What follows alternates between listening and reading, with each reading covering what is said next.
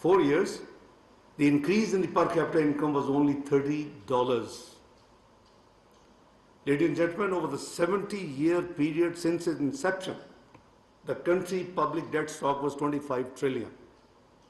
In the last 4 years, the debt stock has increased, almost doubled to 49 trillion. Again, another serious issue that we should be pondering as to debt sustainability of Pakistan. If you take the debt to public debt and liabilities, it was 30 trillion, just under 30 trillion in 2018. It has risen to 55 trillion in year 2022.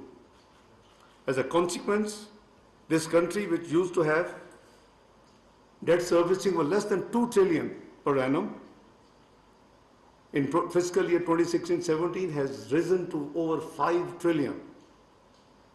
This is a major, again, it's a result, combination of inflation-led policy rate hike, which was 6.5% in 2018, went before COVID almost 13.75%, and then because of COVID came down globally, so we also had to follow the suit to around 7, and then it has gone back to almost 20%. So it's the spiral effect of what has gone wrong in this country over the last few years. I could go on and share a lot of data with you, facts, and I can challenge anybody to prove that any of the data is wrong. But instead of repeating all those, I think in the last few years we should see that, as I said, what mistakes on the economic front we have made, and we should try to correct those as soon as possible. The coalition government was handed over an economy last year which was completely in shambles. To top it, the previous government had agreed to a loan facility in 2019, which was extended finance facility with the IMF. Unfortunately, instead of honoring the sovereign commitments, they not only did not implement, but rather before leaving the office had reversed some of the conditionalities they had implemented earlier. Now this actually led to a serious trust deficit between development partners and Pakistan as a country. We realize that these obligations are not by any individuals or political party, but by sovereign state of Pakistan. We and my team decided that come what may, we will implement and we will discharge all the sovereign commitments which the previous government had made. One and only program which Pakistan completed in its history, even dictators era could not complete any IMF program. They used to run away. Pakistan was known as few tranche country. The most effective governments which used to claim, they also ran away from 8th or 9th review in its history. The one and only program which was completed for all 12 reviews successfully was 2013-16 program. So I think we owe this to this nation, that we show seriousness, we deliver, and we demonstrate to the world that we can honor the sovereign commitments no matter who made those. So I and my team are absolutely committed to complete this program to the best of our ability. We have been in the process of 9th review. I think it has taken longer than it should have, in my opinion, because I have dealt with all the 12 reviews of the one and only completed program in Pakistan history. Anyway, we seem to be very close to be signing staff level agreement, hopefully inshallah in the next few days. Ladies and gentlemen, our economic difficulties compounded by the devastating floods of 2022, which affected 33 million people, caused physical and economic losses of around $30 billion US. Despite the fiscal constraints and limitations the federal government has, The federal and provincial governments have jointly decided and have allocated 452 billion for relief and rehabilitation work of flood affectees. If need be, we together will provide more resources to support our brothers and sisters in need. You may recall that there has been a lot of work by UNDP, European Union, Asian Development Bank, World Bank, and assisted by the Planning Division. And they calculated that around $16 billion would be required for the reconstruction and rehabilitation work in the next few years. We, in the Geneva Pledge and the Geneva, the conference which was held for this purpose in January, we have already announced that half of that bill will be met by Pakistan from its own resources, which means almost $8 billion or more than 3,200 billion Pak rupees in the next few years.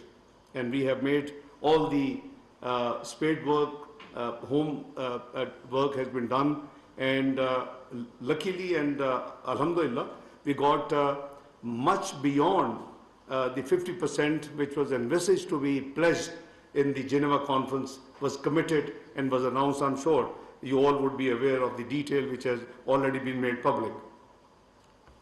Ladies and gentlemen, these are challenging times, as I said, and everyone needs to make contribution to overcome these challenges. As they say, the work begins at home. So does austerity. Prime Minister Mohammad Shahbaz Sharif has announced an impressive austerity package recently. The salient feature, I would like to remind few of the salient features: the complete ban on purchase of all vehicles till June 2024, complete ban on purchase of all new durables till June 2024, 15% cut on annualized basis in the current expenditure non-employee related of all ministries, divisions, attached departments and autonomous bodies. Luxury vehicles deployed with cabinet members be withdrawn and have been actually mostly withdrawn already. Cabinet members to avail air travel both domestically and abroad in economy class and shall not stay in five-star hotels.